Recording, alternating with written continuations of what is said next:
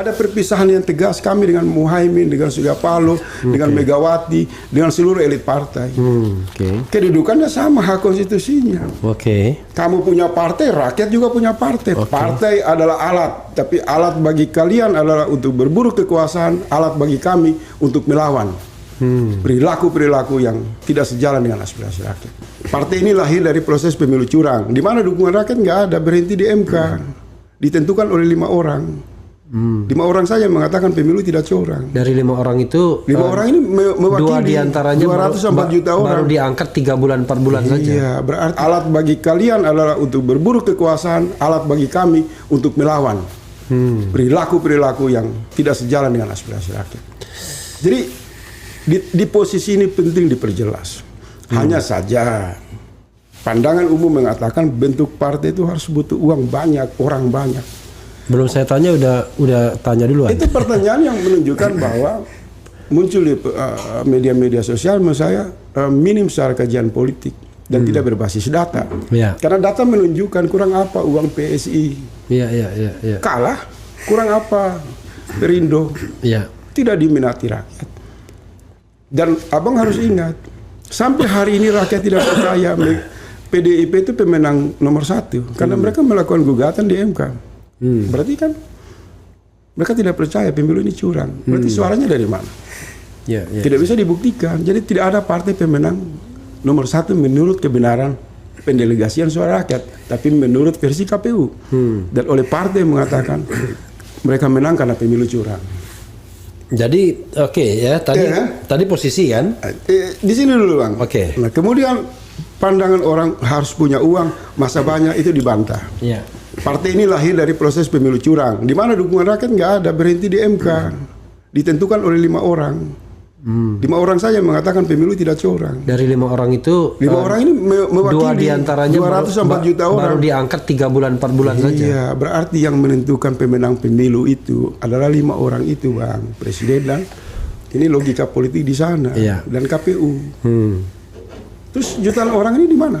Belum ada hubungan rakyat dan partai politik sebagai hasil siapa nomor 1, nomor 2, nomor 3 dan seterusnya. Jadi ini mereka berdiri atas pemilu curang atau alias demokrasi hantu yang angka-angka itu tidak bisa dikonfirmasi kebenarannya.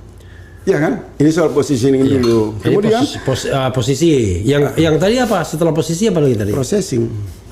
Proses. Posisi, proses. Nah, proses ketiga orang, misal abang bentuk partai perubahan untuk menampung gerakan perubahan, itu kan bagus bang. Berarti posisi abang tegas hitam putih, saya menolak semua partai dan saya ada di partai ini. Nah, nanti dilihat. Tapi saya tidak bentuk partai. Jangan, kita berharap bang RH menjadi pemandu gagasan yang terus memantik kesadaran publik. Supaya anak-anak muda ini tetap ada pada pencerahan. Saya tidak setuju kalau abang masuk partai. Saya senang abang berada di posisi yang memandu secara kekuatan ilmu pengetahuan. Dan itu sudah abang lewati dan abang lakukan. Nah, di wilayah proses ini kemudian juga sebagian orang mengatakan bahwa kalau Anda bentuk partai, Anda menghadapi gajah-gajah besar, PDIP, Gerindra, Golkar. Saya jawab, iya, mereka gajah dalam bayangan demokrasi curang. Kalau Anda masih bersama mereka, Anda itu panu di pundak gajah, Anda itu kurap di pundak gajah, Anda itu benalu di pundak gajah-gajah itu. Tapi kalau Anda membentuk satu partai, walaupun Anda kecil disebut semut, Anda punya independensi. Dan semut dalam sejarah keislaman memiliki cerita yang penuh dengan keagungan. David lawan Goliat. Ya kan? Di mana 2 ekor semut hanya bermunajat kepada Allah bisa merubah satu peristiwa dalam hubungannya dengan Nabi Sulaiman. Padahal Nabi Sulaiman diangkat oleh Allah. Jadi hati-hati dengan sedikit orang ini. Mereka bukan menempel di pundak gajah sebagai benalu, kurap dan lain-lain, tapi mereka memiliki hak kesadaran dalam diri ontologis bahwa semua orang harus sejajar menggunakan hak konstitusinya. Ini perdebatan di wilayah prosesi. Nah, apa pilihan-pilihan ideal? Ini yang ketiga. Belum, masih proses. Proses.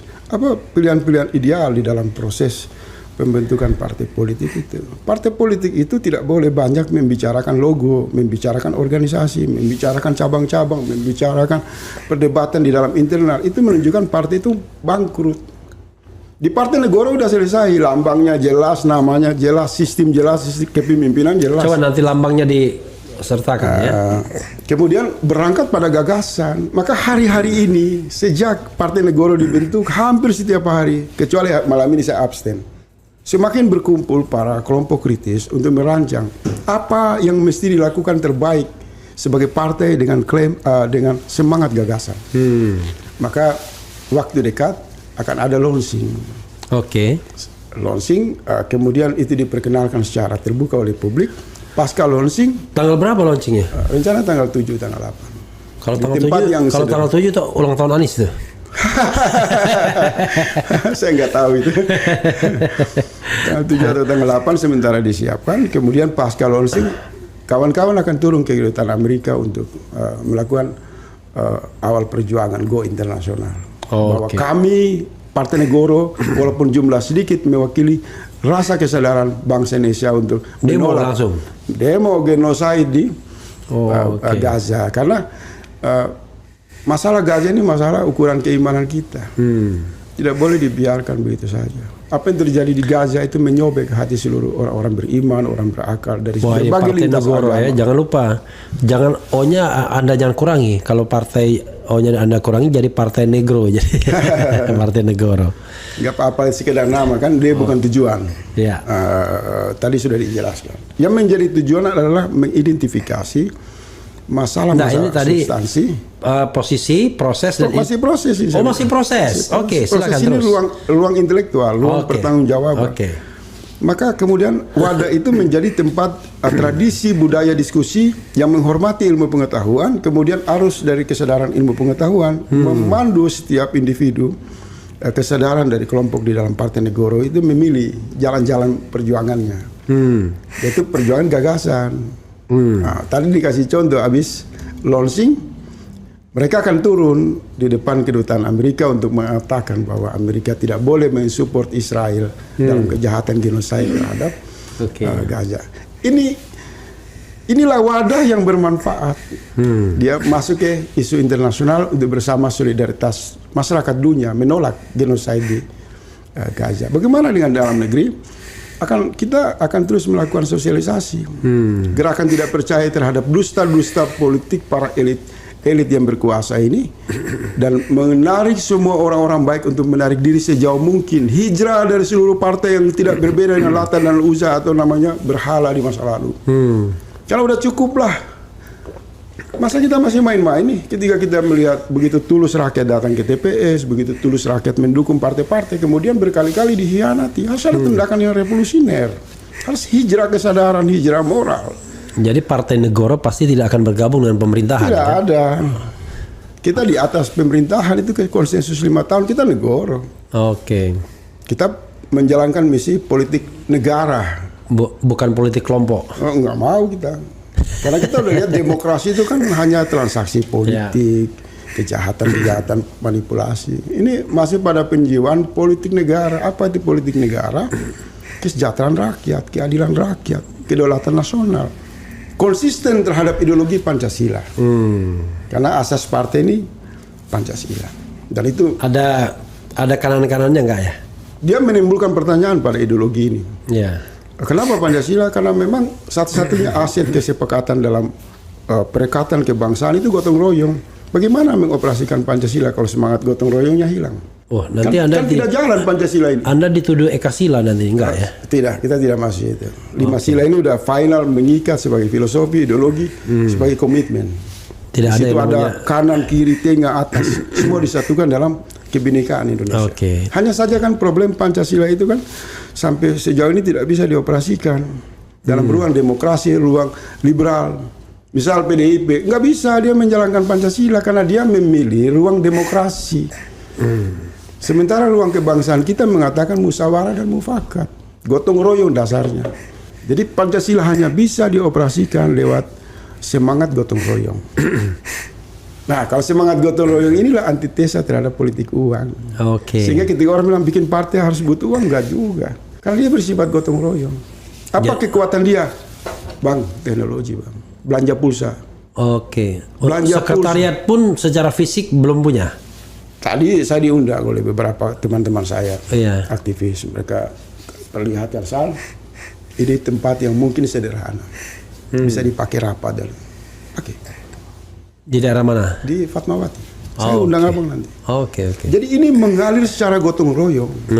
Ada juga yang datang dengan kekuatan ustadz, ada pendeta, sebenarnya pendeta kan bergabung. Karena orang mulai sadar bahwa jati diri bangsa Indonesia itu gotong royong telah ditinggalkan.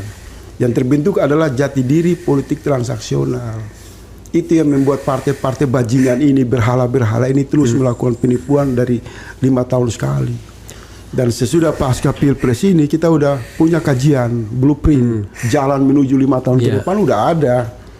Kita udah tahu nanti paskanya habis sandiwara di MK, mereka akan masuk ke dalam badut-badut perebutan kabinet. Kemudian partai-partai ini di waktu yang sama menggelar lapak berjamaah yang disebut jual beli mahar politik pilkada di berbagai daerah. Ini akan muncul nanti. Sebentar, ini masih proses ya. Politik. Kita ngomong masih proses. Masih proses belum tujuan. Di tujuan kita bicara lebih filosofi. Nah, realitas ini sudah dipetakan di basis kajian Partai Negoro. Jadi saya mau bergabung karena tumbuhnya tradisi ilmu pengetahuan. Orang di sana saling mengingatkan bahwa kita bentuk partai ini ada 2 tujuan, 2 maksud, 2 esensi. Yaitu pertama, memastikan semua anggota itu makin mendekati diri kepada kebesaran Allah, kepada nilai-nilai ibadah. Dia menjadi pribadi-pribadi yang rahman, yang rahim. Jangan bikin partai kemudian antara sahabat saling cakar-cakaran, saling berebut jabatan. Di Partai Negoro itu tidak berlaku. Orang tunduk pada realitas kebesaran keagamaan, baik Kristen, Islam dan lain-lain. Nah, yang Muslim tunduk pada bimbingan Rasul SAW. Jadi tidak kalau abang masuk ke Partai Negoro akan ada tradisi salawat dalam rangka menjaga ketenangan hati, pikiran di dalam bimbingan pemimpin yang otentik, pemimpin yang sempurna, pemimpin yang tidak perlu dipilih lewat pemilu. Yang kita lahir sudah ada pemimpin, yaitu Rasul SAW. Kita tidak butuh demokrasi. Tidak butuh pemilihan apapun untuk mencari pemimpin. Karena setiap pribadi Muslim sudah dilahirkan dengan pemimpin yang hebat, yaitu baginda Rasul SAW. Dan kita ini kan Quran menegaskan. Khalifah fil ard. Pemimpin di alam semesta. Harus dengar lagu Refli Harun. Engkau khalifah dari khalifah. Jadi hilangnya kesadaran realitas ini membuat orang terombang-ambing. Nah, sepanjang saya hampir 27 tahun di arena pergolakan independensi sebagai orang kritik dan terakhir sebagai kritikus, kemudian saya pikir ya udahlah, saya harus melegasi.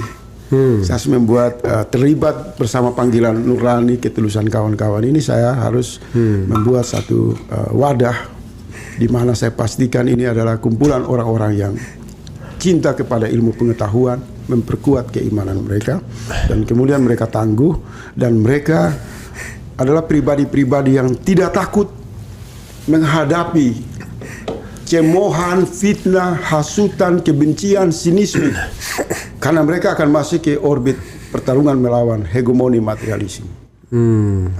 Ya kan? Jadi saya senang karena ini bukan untuk perburuan kekuasaan elektoral nanti dulu. Yang penting ada wadah orang berkumpul untuk melawan. Kalau ada yang macam-macam, misal kepada tokoh-tokoh kritis, kaum-kaum terpelajar yang memperjuangkan rakyat seperti Bang Refli Harun disakiti, Partai Negoro akan datang di tempat itu. Luar biasa. Memberikan dukungan advokasi, jaringan, media untuk mengatakan kami bersama para intelektual yang berpihak kepada rakyat. Jadi kita tidak butuh mau kampus mau terlibat, elit mau kita nggak butuh. Yang kita butuh adalah kesamaan pandangan, kesamaan tujuan, kesamaan cita-cita. Iya kan? Jangan kita bentuk partai terus semangatnya semua orang harus masuk partai. Di Partai Negoro enggak. Ini hanya wadah. Bang Refli tinggal telepon. Sal, gue butuh bagaimana masuk ke Papua untuk melakukan edukasi kepada rakyat. Kita siapkan orang. Bang Ref mau pakai nama partai atau independen? Independen aja, Sal. Lakukan. Misal nanti di Banyuwangi kita masuk. Di timurnya Jawa Timur. Kita akan masuk ke jantung yang disebut basis-basis partai itu. Untuk memenangkan salah satu pemimpin terbaik. Yang menurut penglihatan kami